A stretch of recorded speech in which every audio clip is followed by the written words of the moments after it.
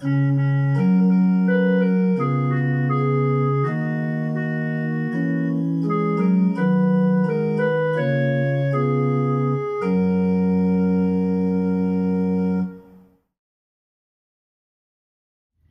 篇33篇1至12節。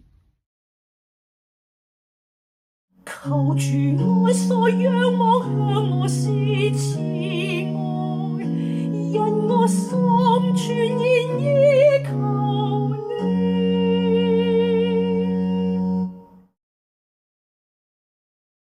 你。義人啊，你們當因耶和華歡呼，正直人理當讚美耶和華。你們要彈琴稱謝耶和華，用十弦瑟歌頌他，應當向他唱新歌，彈得巧妙，聲音洪亮。因為耶和華的言語正直，他的作為盡都信實。求主愛所仰望向我施慈愛，因我心全然依靠你。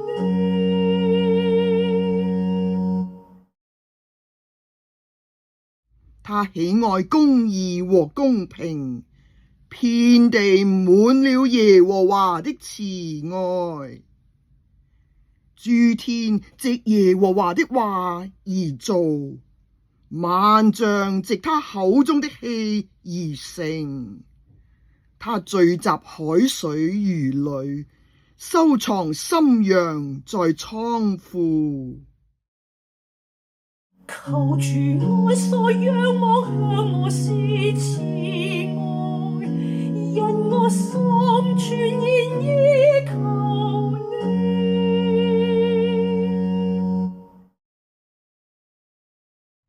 願全地都敬畏耶和華，願世上的居民都懼怕他，因為他說有就有，命立就立。耶和華使列國的籌算歸於無有，使萬民的計謀全無功效。耶和華的籌算永遠立定，他心中的計劃萬代長存。以耶和華為神的，那國有福了；耶和華揀選為自己產業的，那民有福了。求主愛所仰望向我施慈愛，因我心全然依靠你。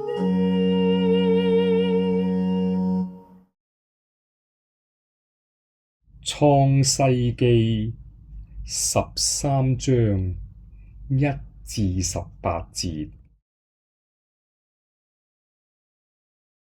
亞伯蘭帶着他的妻子與羅得，以及一切所有的，從埃及上尼革夫去。亞伯蘭的牲畜和金銀極多，他從尼革夫漸漸往伯特利去，到了伯特利和艾的中間，當初他支搭帳棚的地方，也是他起先築壇的地方。亞伯蘭在那裏求告耶和華的名。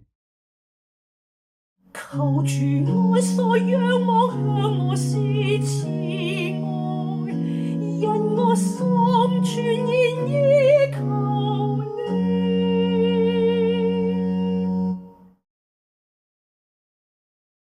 與亞伯蘭同行的羅得也有牛群、羊群、帳棚，那地容不下他們住在一起，因為他們的財物非常多，使他們不能同住一起。當時迦南人與比利洗人在那地居住。亞伯蘭的牧人和羅得的牧人之間起了爭端。亞伯蘭就對羅得說：你我不可以相爭，你的牧人和我的牧人也不可以相爭，因為我們是一家人。遍地不都在你眼前嗎？請你離開我吧。你向左，我就向右；你向右，我就向左。求主愛所仰望向我施慈愛，因我心全然依靠你。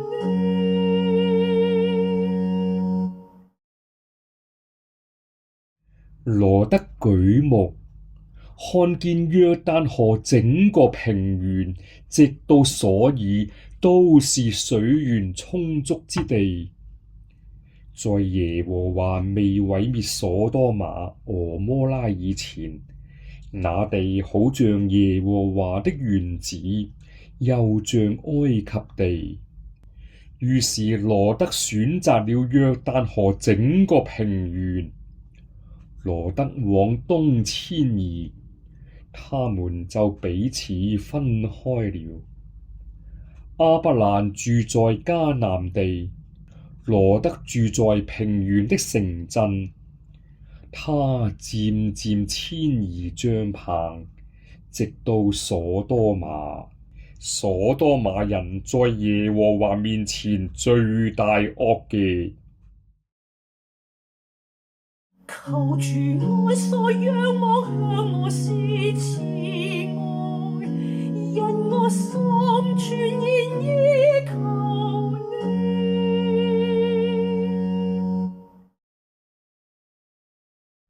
羅得離開亞伯蘭以後，耶和華對亞伯蘭說：你要從你所在的地方舉目向東西南北觀看，你所看見一切的地，我都要把它賜給你和你的後裔，直到永遠。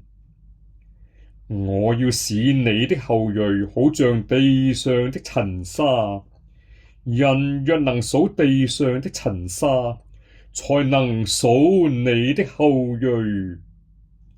你起來，縱橫走遍這地，因為我必把這地賜給你。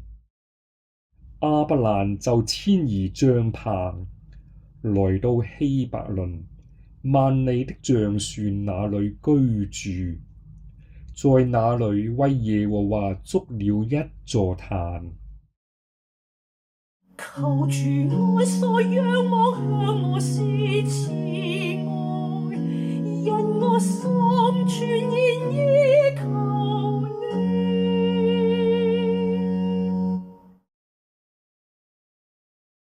彼得後書2章17至22節。這些人是無水的泉源，是狂風吹逼的霧氣，有漆黑的幽暗為他們存留。他們說虛妄誇大的話，用肉體的情慾和淫蕩的事，引誘那些剛脫離錯謬生活的人。他們應許人自由，自己卻作了腐敗的奴隸。因為人被誰制服，就是誰的奴隸。倘若他們因認識我們的主和救主耶穌基督而得以脫離世上的污穢，後來又被污穢纏住，被制服，他們末後的境況就比先前更不好了。他們知道義路，竟背棄了傳授給他們那神聖的誡命，倒不如不知道為妙。俗語說得好，這話正印證在他們身上了。狗轉過來吃自己所吐的，又說豬洗淨了，又回到爛泥裏打滾。請同心禱告。在全地永遠掌權的上主啊，你創天造地，牛羊牲畜林中的百獸都是你的，凡有氣息的都被你養育。我們的生活行動都存在於你，遍地都滿了你的豐富與慈愛，我們倚靠你。你在基督裏賜下永恆生命的保證與供應，厚賜屬天的豐盛。你所賜的信心是何等寶貴，正如你藉着信心之父亞伯拉罕所顯明的，不為向東或向西而憂慮，只將一生的道路交在你手裏。你教導我們效法他的信心，不爭不鬧，謙讓地一無掛慮，專心做你約中之民，單單遵從你的引領前行，憑信踏每一步未知之路，將自己一切所有都交託給你，一生都仰賴你的慈愛，全然倚靠你而活。求主愛所仰望向我施慈愛，因我心全然倚靠你。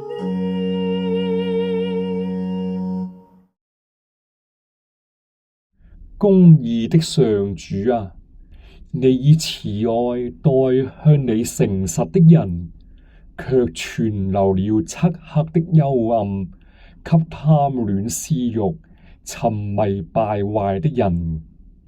求你塑造我們的生命，以至於成聖，讓我們在謙卑正直中向着你而活，追隨你的光明前行。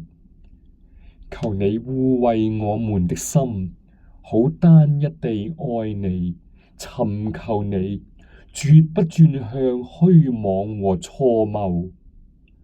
你是我們的神，我們要作敬畏你的子民。求你教導我們學習捨己，幫助我們治死老我，帶領我們行走你的道路，使我們專心期盼你在基督裏所賜永恆的基業，見證你的信實和慈愛。求主愛所仰望向我施慈愛，因我心全然倚靠你。奉賞賜我們信心，照我們全心歸向父神的救主基督耶穌聖名禱告，阿們。